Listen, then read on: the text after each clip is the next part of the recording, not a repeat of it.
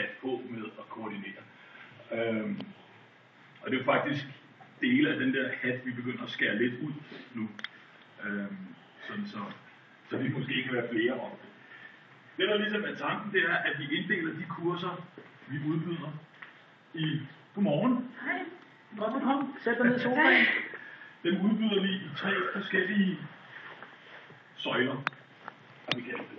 Og den første søjle, det er basiskurserne, det vil sige netværkskurser, hvordan kommer computerne på netværket derude, og portalen, det vil sige, det her, det afløser det, som sidste år hed skolekomkurser. Hvor skolekomkurset både handlede om at få forbundet computerne, få installeret skolekom og logget på og fortælle om, hvordan skolekom fungerer. Det bliver så i år et basiskursus. Derudover så bliver der en søjle, der hedder Interactive Whiteboards. Det giver et eller andet sted sig selv, hvad de kurser handler om. Og den sidste søjle, det er en, som jeg i den her arbejdsform har valgt at kalde tools. Det er en slags kurser, man kan tilvælge, som handler om forskellige præsentationsværktøjer, Evernote, Google Docs, nogle af alle de forskellige ting, som vi har talt om, som ikke nødvendigvis er undervisningsrelevante, men som kan være meget studierelevante.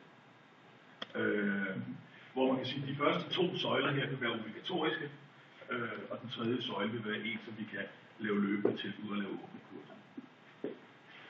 Og så er det allervigtigste, som går på tværs, i hvert fald i de 2 første søjler, det er didaktikken, at vi har redskaberne, vi kan bruge dem, men hvorfor skal vi bruge dem? Hvad er de didaktiske overvejelser bag det? Hvilke ting gør sig rigtig godt på et Interactive Whiteboard, og hvilke ting kan vi lige så godt gøre på en gammeldags grøn tavle? De her 3 søjler er så tænkt, at vi som tech-tutorer ligesom vælger os ind på, hvad vi helst vil beskæftige os med. Og der har vi lavet sådan en form for primær og sekundær binding til de forskellige kurser. Det vil sige, at man kan sige, at jeg vil gerne beskæftige mig med Interactive Whiteboard-kurserne, fordi det er der, jeg har størst interesse, så jeg vil gerne være primær medlem af IVB-gruppen. Så laver vi en gruppe, som står for udvikling, produktion af kursusmateriale, planlægning af kurserne, det vil sige at tage fat i underviserne på de respektive hold, og sige, hvornår skal vi komme og undervise i jeres klasse. Derudover, så vil man sige, at sådan en gruppe består måske af 3 mennesker. Det er urealistisk at tro, at den her gruppe kan stå for afvikling af samtlige kurser i Interactive Whiteboard, så derfor har vi også nogle sekundære medlemmer. Jeg kan for eksempel sige, at jeg interesserer mig rigtig meget for det her, så det vil jeg gerne være med til at udvikle, men jeg vil også gerne være med til at afvikle kurser i 1 eller 2 af de andre grupper. Så der sætter jeg mig på som sekundær medlem. Og som sekundær medlem, så har man så bare ansvaret for at være med til at afvikle det. Det vil sige, at primærgruppen også skal klæde sekundærgruppen på til at afvikle kurset. Instruere dem i det kursusmateriale, der er udviklet, osv. Men primærgruppen kan også afvikle? Jo. Primærgruppen skal også afvikle.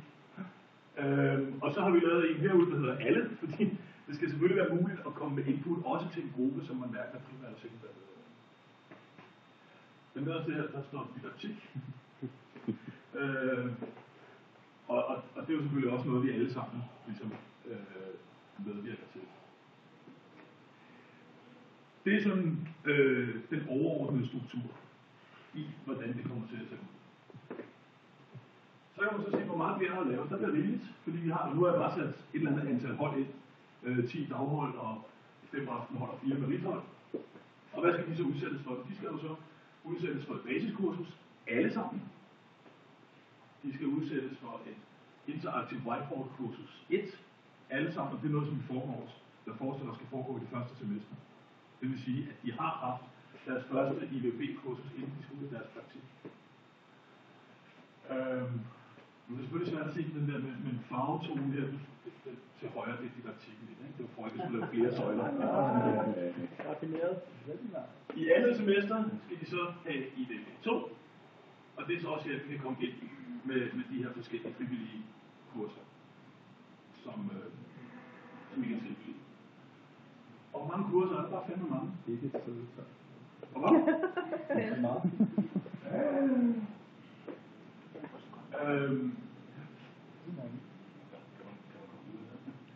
Det er ikke så mange. Minimum 76 kurser.